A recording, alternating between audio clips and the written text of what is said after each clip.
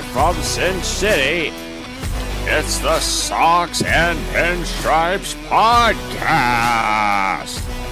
And now, here's the star of the show, Diet Dr. Griffin! This is Diet Dr. Griffin back with another episode of the Socks and Pinstripes Podcast. Hopefully, this is a rant-free episode. The rant's going to have to come on another podcast this week. Sorry, guys. Shane's with us today. How you doing? I'm doing well, Griffin. How are you today? I'm doing all right. So, White Sox, they're doing some shenanigans here, I think, because they're giving Mark Burley a statue. Did you hear about this? No, honestly, it was when you showed me the article was the first time I heard about it. So Mark Burley is a pitcher, or was a pitcher anyway, who played for them back in the last, 10, 15 years. He was with them for most of his career, or at least for the first 10 seasons, or 12 seasons of his career, actually. And he was part of the World Series winning team in 2005. Yeah. But for some reason, he's not a guy who's going to make the Hall of Fame. He's a decent pitcher. He had his best years with the White Sox, but I mean, he had a career 128 WHIP, and you're giving a statue to this guy. I mean, is that their best pitcher though? Maybe they have to, scrape the barrel for. I don't know. I mean, if you're talking about like the best pitchers the White Sox have had over the years, I mean, they had Jack McDowell at one point. That's true. I mean, But pitchers who spent the longest time in Chicago with the White Sox, like basically their career, is he the best of them? I mean, he's a compiler. Yeah. I mean, if you're talking about like best overall, but like fewer peak years, I mean, Jack McDowell won a Cy Young Award and was second in the Cy Young Award like another year when he was with the White Sox. Okay. But, in terms of like winning a championship and being compiler, Mark Burley was probably one of the better picks. But I mean, I see that it's slim pickings over there in Chicago. It is. And he went to Miami as a free agent and then was like traded a year later to Toronto. Oh yeah, I think I remember him in Toronto, but so we got some more free agency news that we'll get to. We're gonna get to the Hall of Fame, but let's start with the free agency stuff because it's pretty slim pickings out there. One of the deals that happened, I believe, after we were done recording was that Anthony Santander signed with the Blue Jays. Whoa. How much so did he get the Toronto tax too? He got 5 years, 92 and a half. Okay, so sorta. Yeah. That's almost 20 million. No, good for him. It's a weird place for him to go, considering you'd think he'd want to try to win a World Series. I mean, Toronto has been one of those teams that has been trying, always a bridesmaid, never a bride sort of thing with teams. This is probably their last real chance. Although I have been hearing that they are going to go after Pete Alonso too. Oh, okay. Well, so all right, yeah, they might if they get Pete on that team. They might actually be able to do something. So they're already better than the Mariners. So this is like their last hurrah because Vlad is going to be a free agent after this season, and so is little Bo Bichette. Although, okay, that Vlad and Bo. Who's going to play first then? They'll figure something out. Yeah, I mean, I guess you could have Vlad be a designated hitter. I mean, Vlad can play third as well. Who has better defense? Yeah, Vlad can play third, but defense is not good either. I feel like defense with both of those guys is, an average to minus. So one of the other fun little moves is that Tim Anderson signed with the Angels in a minor league deal. Timmer! former batting champion there. Interesting. So What is his just 1 year? See if he makes the team, basically. Basically, I've heard that the shortstop Neto Oh, for the Angels had shoulder surgery in the off season, so I think it's kind of like an insurance thing for him. oh, gotcha. Yeah, But I mean, Anderson could probably latch on maybe at second base for them too. yeah. Or Uh, oh no, that's where Renhefo plays. Never mind. well, if Neto's smart, he'll just take the whole year off of the hot dumpster Yeah, he fire probably should. that Probably is should. the Angels. So, The Guardians signed Paul Sewald. oh, Paulie to the Guardians. I was wondering where he was going to go. I was hoping that he would get another contract because he's starting to get to that age where if you don't have good years, not a lot of teams want you. So, Well, I don't even know where he's going to line up in that bullpen because the Guardians have one of the best bullpens in baseball. I mean, he's not taking the closer job from Emmanuel Clase, you know. yeah, I think he'll probably be like a He might be like reliever seventh guy. inning guy. He might not even be Yeah. the eighth inning guy there. That Oh yeah, bullpen I is would so hardly loaded. imagine. Yeah, he'll either be seventh inning or like your starter gets blown up and you need some guy to go like two shutout innings. I think he'll probably be more that guy. I mean, So Sewald's a good piece. So no, yeah, that's a good move for them. yeah, no shade to Seawall, but he didn't have his best year after he got blown up in the World Series. He didn't have a very good year afterwards. So Yeah, I think a lot of the guys in the Diamondbacks kind of, and in particular the pitching side, they fell off after going to the World Series. I think just the extra innings and the extra workload really caught up to them. Like Gallen had a pretty mediocre season last year, and I suspect he just got tired from last season. That yeah, happens probably. sometimes. Like the Red Sox in 2019 were a dumpster fire in their rotation after going to the World Series and winning it all the year before. So Yeah, that's that true. stuff Yeah. happens. The Rangers fell off big after winning the World Series too. So Yeah, you gotta think of it. It's like 2 extra months of baseball, and plus the Diamondbacks were taking it to Game 7 like every single time on the way yeah. there too. One of the biggest other free agent signing this week was Jurickson Profar signing with the Braves for 3 years, 42. Oh, okay, That's wow. an interesting one because Profar had prospect pedigree over the years, but last year was like the first year that he actually like lived up to the hype of And what you he would was think doing. that San Diego want to keep him in that outfield that just is three snipers just shooting people down on the base pass. So Well, I think the financial constraints in San Diego are finally catching up to them. yeah, that makes Not sense. like I mean, they had Profar for $1 million last year. Yeah, I mean, and that was like assist nation, the three of them. So I think outfield, they'll figure something out for the third outfield spot there. yeah.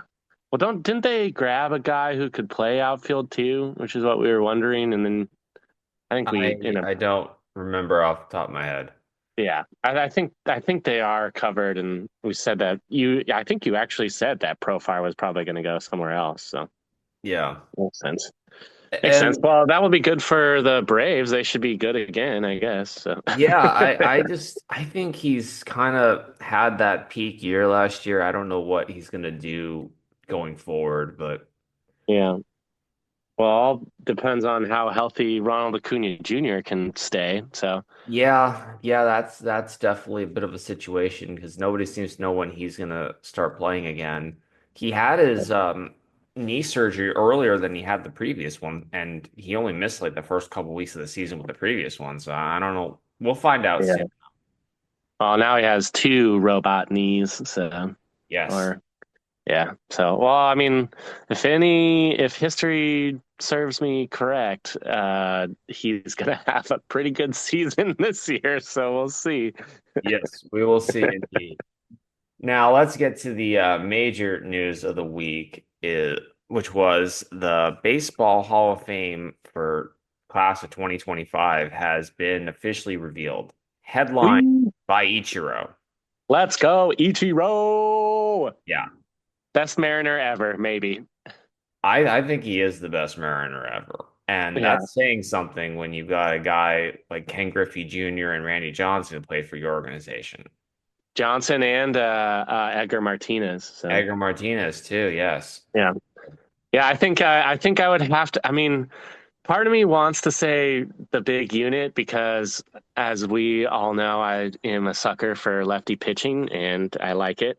I mean, I don't know. It's hard. I think you could make a case for Randy either Johnson had Ichiro. his Randy Johnson, I think, had his best years in Arizona. Yeah. Well, he won them the World Series, so yeah. I think Yeah, as a but I Mariner, you mean, probably have to say Ichiro. Yeah. Randy Johnson, some of his 6 years in Arizona. He was an all-star 5 out of the 6 years. I think he had an injury-riddled season one year. Yeah. He had a 4-year run with the Diamondbacks where he had a wins above replacement of 9.1, 8.1, 10.1, 10.7. All Yeah. of It's those were the insane. highest marks that Yeah. year. And Yeah. then, He might be the best Diamondback instead of the best Mariner. Yeah. yeah, he was so filthy. He won 4 straight Cy Youngs with the Yeah. Diamondbacks. Oh, it's because he has. I like watching. I always watch highlights every once in a while.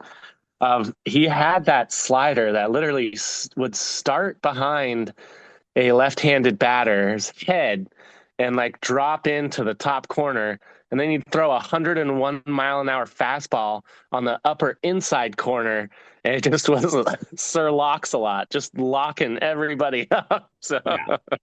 Yeah, I mean, the other year he won 4 straight Cy Youngs, and then at age 40, he was number two in the Cy Young race. I yeah, He was so good. He had 364 strikeouts, 347 strikeouts, 372, 334 in that 4-year stretch. Like yeah, that's that, pretty he had absurd. his best years with the Diamondbacks. I hate to say Yeah. Well, and Ichiro, so apparently every year in Japan, they have a retired, like professional Japanese men's players in their like 50s will go up against the women's all-star team that year. And in 2023, Ichiro threw a complete game shutout with 100. Oh, by the way, he's the starting pitcher for this team, and it. threw a complete game shutout with 116 pitches over 9 innings. Yeah, At age Ichiro is unreal. 49, at age 49, he did that. Ichiro is unreal.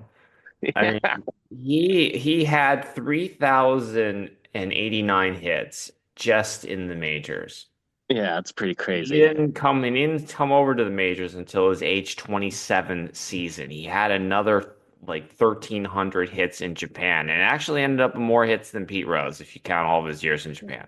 Yeah, yep, yep. So he was one of a kind. He really played the game differently than most everybody else was because he was so focused on just hitting and getting singles. He could hit home runs. He did it during batting practice, but he always thought that his way of winning and helping the team out would be better if he was just getting on base and hitting.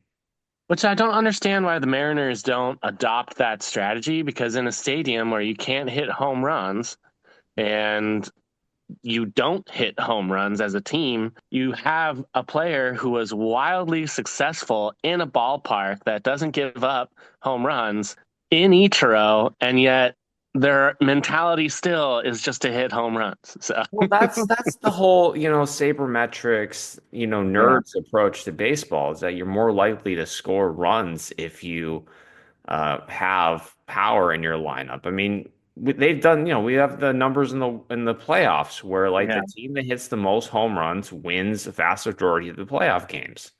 yeah. I mean, And I get it, but I mean, I guess move the walls in. So who do we have to talk to for that? they gotta do something. I mean, I think that batter's eye is a real situation. Yeah, when it's all gray outside. I mean, it's yeah, The yeah, hitters just can't see the ball very well there, and that works well for the pitching, and it's the reason why the pitchers do so well there. But it also has just such a negative impact on the hitters that they have to kind of figure out a middle ground. It's like the reverse Colorado. yeah. Well, and there's a lot of flat light too, especially early in the season, which is when they generally tend to struggle. And it's, I don't know how much skiing you've ever done or, being in the mountains, but when the sky matches the ground, and in this case, when the sky matches the baseball, it's real hard to see it, probably.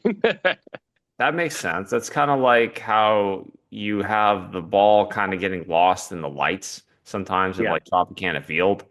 yeah, Kind of just you can't see it up there because it blends into the white, the canvas up on the top there. The can't. yeah, exactly.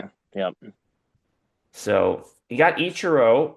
The next candidate we have is CC Sabathia. Don't call him Captain Crunch Sabathia. He got in. Awesome. I love that guy. He's awesome. Yeah, So, he got in with I believe like 86% of the vote. So he oh was hell yeah! This isn't his first ballot though, right? yeah, this was his first ballot. Oh, cool. So him and Ichiro. Was Ichiro a first ballot Hall of Famer? Yes, of course. Okay. Ichiro Yeah. got 99.7% of the vote. One guy said Ichiro is not a Hall of Famer, and Ichiro kind of said, "Hey, I'm gonna invite this guy over to my house and have a drink with him. Yeah. Have a little What a talk." classy guy. And then we never see him again. I think it was more like a joke because obviously the coward who did that is never going to make his or her presence known as Oh high. yeah. Also, never going to live it down amongst his other baseball riders, hopefully. So, Yeah, well, they might not ever know who it is, so oh yeah, that's they're true. anonymous. They're anonymous ballots. Gotcha. So CC getting in is an interesting thing because the way that pitching is kind of changed. CC had 251 wins, and once you get past the stretch of like the Verlanders and the Scherzers that Yeah, haven't, that are still playing, but at the end of their careers, what's going to be the number for pitchers making the Hall of Fame? Like yeah, 150 wins? yeah, Realistically, like that's what we're kind of starting to look at here. I mean, there's not going to be too many more guys with like 200 wins. yeah. That's pretty true, especially with the way that what they're asking pitchers to do, just throw as hard as you can till you can't anymore. So, I mean, it makes a better case for Felix Hernandez to get in eventually. So we'll yeah. see what Okay. Well, happens. I But forgot to include Clayton Kershaw. So you got right now the active players playing right now. You got Verlander at 262 wins. Scherzer's at 216 wins, which is actually less than I thought he would have. yeah, I thought he had more, but yeah. And then Clayton Kershaw is at 100, I'm sorry, 212. Those are the Oh, wow. only three guys over 200. I thought Kershaw was above Verlander, but I forget that Verlander had such a great start to his career as well. You got So, to understand, Kershaw is like 5 years younger. whoa! But he plays like he's 5 years older, honestly. Yeah, I mean, Verlander's 41, and Kershaw is 36. Although Kershaw has only played for two less seasons, but he's been hurt a lot more. Yeah, yeah, that's true. Wow, I would have So thought Kershaw was the same age or like a year older. Wow. yeah, and then Scherzer's 39, but then you go after that, you've got Garrett Cole at 153. Oh, wow. Jeez. He's only 33, so he's like the most likely candidate of this bunch to maybe get 200, but I don't know if he's going to get to 250 even. Yeah, no, I'd be surprised if he got a hundred more wins. So unless the Yeah. Yankees go on a tear for the next 5 years, that number might be out of reach. He might have to pitch, into his 40s to get to 250 wins. Oh, easy. Yeah. In And seven then years. and then Yeah. if you go down like after that, you got Johnny Cueto at 144, Lance Lynn 143, Charlie Morton and Chris Sale are both at 138. And Wow. then you just have this like random hodgepodges of like Kyle Gibson, Sonny Gray, Carlos Carrasco, and Yu Darvish, and just all these like random guys that are sitting in like the low 100s. Like Wow. 150 wins is going to be like a giant milestone at some point for the elite It's pitcher. true. the way at things are some going, point soon. Yeah. let alone 200. Especially if it goes the way people think it's going to go, where, the start, unless they change the rules, the starter's only going to be going like 4 innings, and then who do you even give wins to? Yeah, I mean, So, how many wins do you think Paul Skeens is going to get in his career? if he can stay healthy, probably quite a bit. But the thing is who's the has there ever been a hurler at 100+ miles an hour who's stayed healthy his whole career? I don't think that's ever happened. Not a So, starter anyway. yeah, But that was a good exactly. transition there. I don't know if you intended on that transition, but the other first, no, not the first ballot Hall of Famer, but the one who was voted in anyway was Billy Wagner. Ooh, Billy Wagner yeah. was the OG 100-mile-an-hour reliever. And of course, another lefty because you love those guys. Love myself some Billy. Love myself some high I mean, heat. everybody, today views Aroldis Chapman as the 100-mile-an-hour lefty flamethrower, but Billy Wagner was doing it back in the 90s. When Yeah, he got into the game, it was pretty much over during his peak run. yeah, and he had a lot more control than Aroldis Chapman. Sometimes Aroldis Chapman, it just comes straight at your face, and he's like trying to throw it to the outside corner. So, Yeah. Billy Wagner was a seven-time All-Star, known primarily for his work in Houston, but oh yeah, he was super effective though as a reliever, and even at one point was fourth in Cy Young voting as a reliever, which is pretty good. yeah, that's pretty. That's like them trying to give it to Emmanuel Clase this year. So, And what's crazy is that he had multiple seasons as a reliever with over 100 strikeouts. whoa, that is so. Then I mean, but back then he was more of a traditional reliever and get you like the last three or the last 9 outs. Well, I So, mean, the he had the year that he struck out 124 hitters and he only had 74 innings. oh, okay, wow. He struck out in his final season in the bigs in 2010, he struck out 104 batters in 69 innings.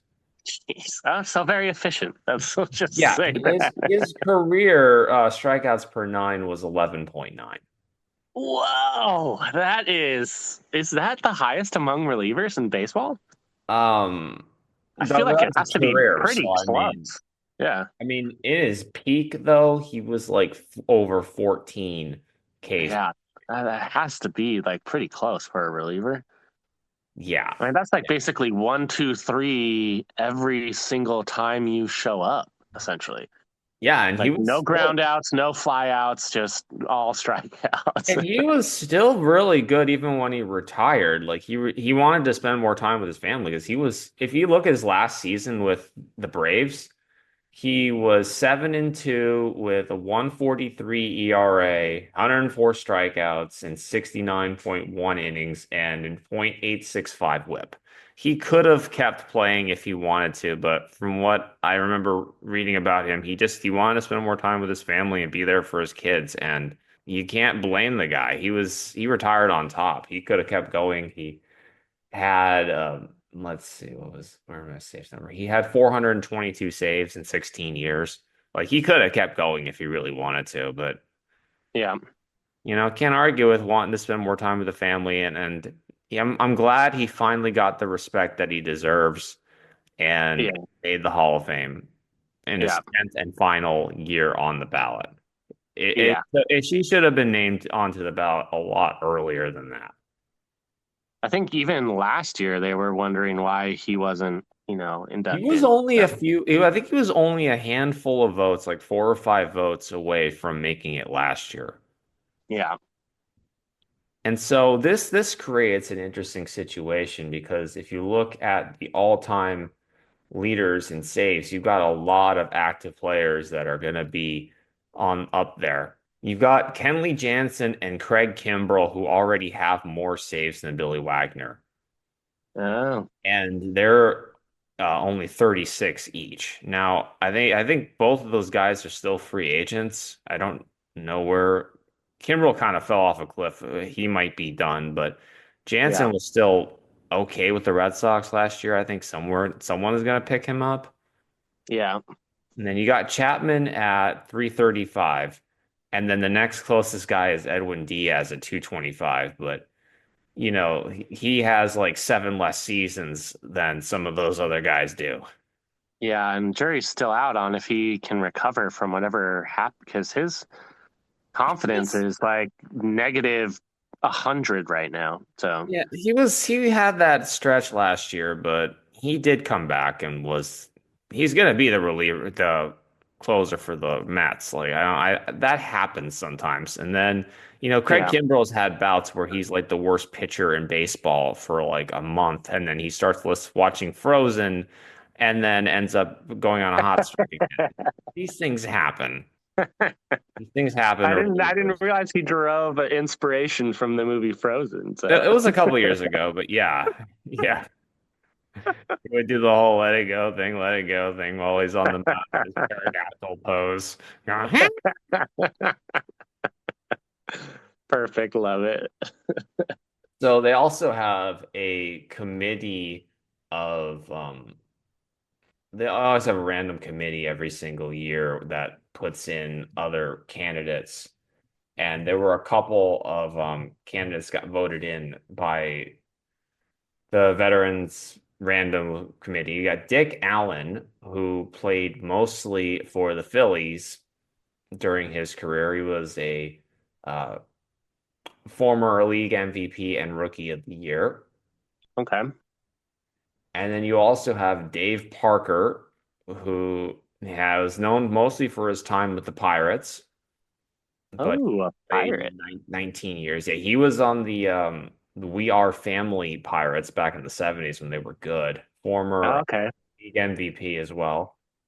Nice. And his baseball reference pose has the awesome like Pirates yellow shirt with the striped hat.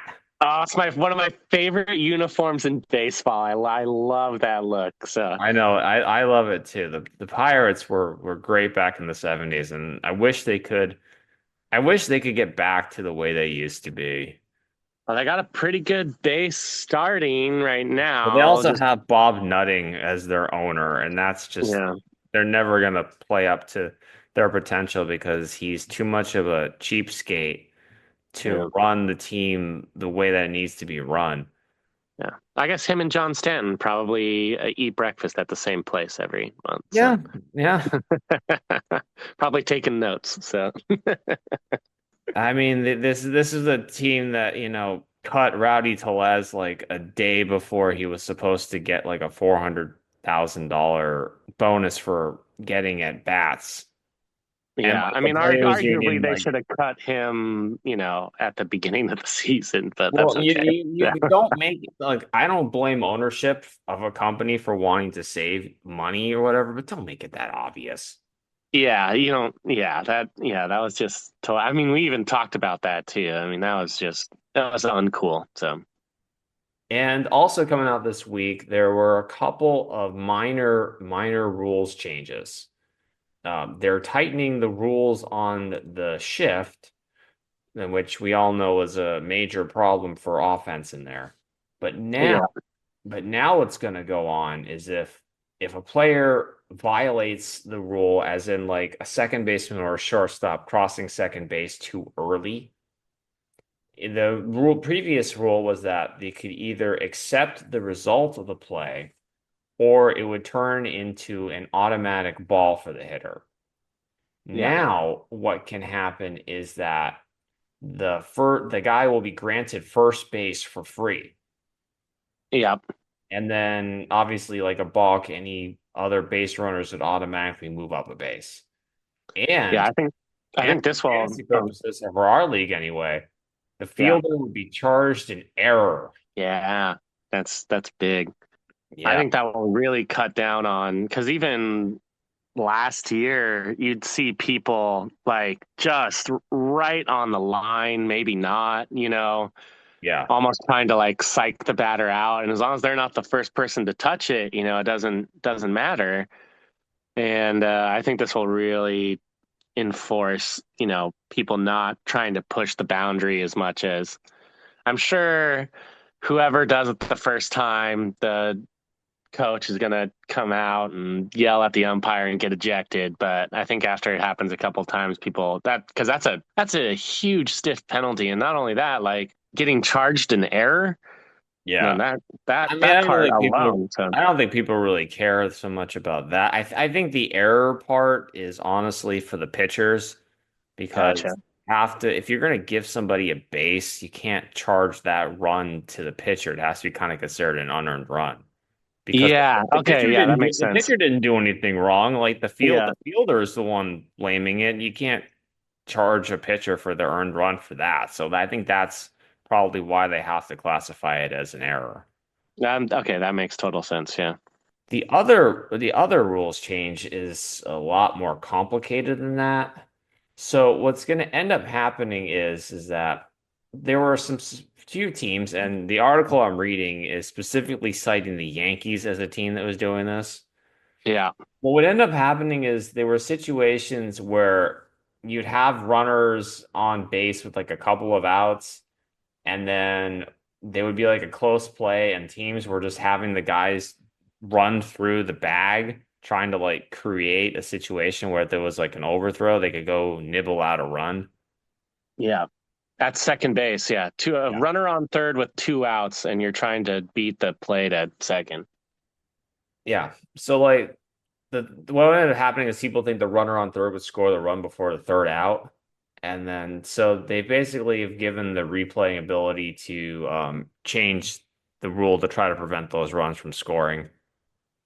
And because a lot of times, it would confuse whoever was the person on second because normally people slide in. And so they're making throwing errors to first base. Yeah. But now, and then, the guy on second would wind up being safe as well. But now in the replay, you're also allowed to see if the guy tags second before the guy gets home. And then not only that, if the guy absconds from the baseline at second to be out as well, which is, I think they classified it as like 2 feet on the ground after the bag before the runner scores. So it's going to be interesting to see how if they try to test this stuff in spring training, because that's usually where you see a lot of the rules changes kind of touched upon and kind of tested. They tend to be a little more strict in spring training than they tend to be in the actual games because they want to just get the rules across. Like everybody made that big deal about the first time a game ended on a on that strike three call when they would the automatic strike call when they would. Yeah, I think honestly we'll see it more later on in the season.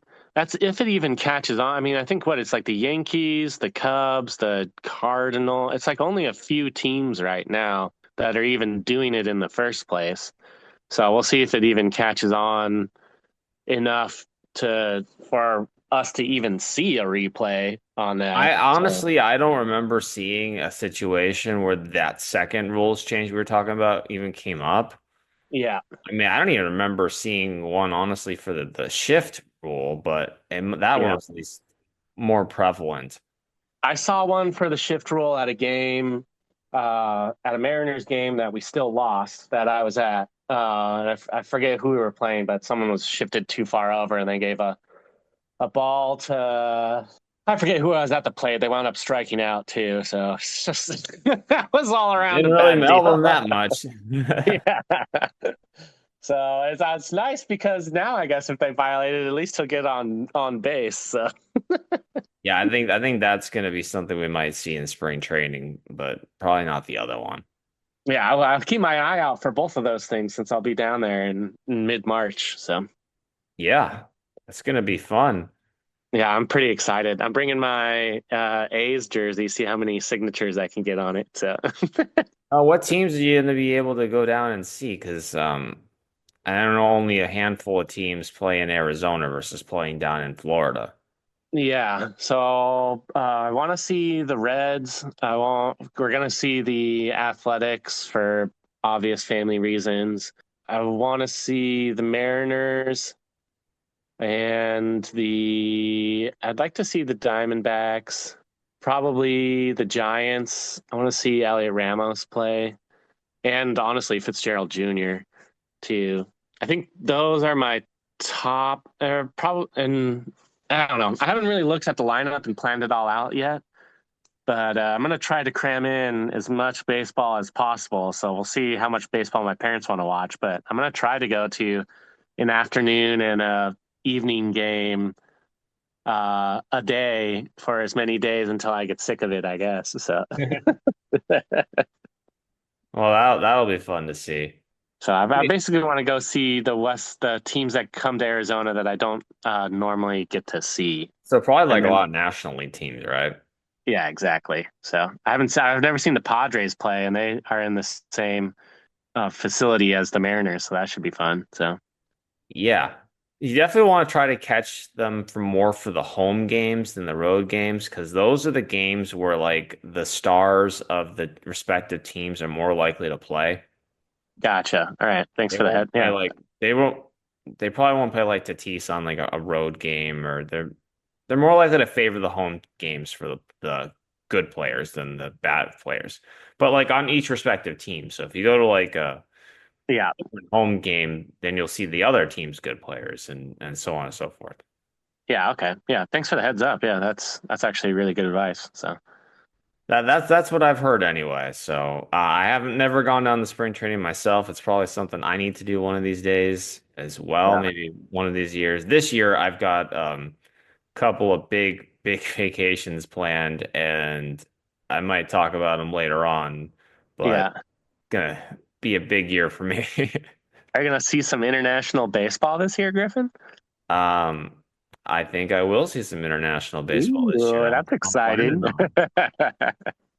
I guess you That's let the cat exciting. out of the bag now. I'm gonna be going to Japan this year Nice. during baseball season, and So jealous. So jealous. the week that I'm going, there will be baseball games in the city that I will be at. So I fully intend on going to see some Japanese baseball, and we I will. think you owe it to the show and to us to go. So, Well, I have been to Japanese baseball games before in the past, so this is oh, the okay. first time. But uh, Yeah. my first time going to this particular city and this particular group of teams. I will have more updates once I get there, but this a few months away on that trip. And Nice. anyway, we're pretty much at the end of the show here. You got any? Well, we have pretty much out of time here. We don't even have time for closing remarks today. I stole your closing remarks. See you guys next Uh, week. yeah. Next week. La, la, la. All right. Bye bye, guys. Bye now.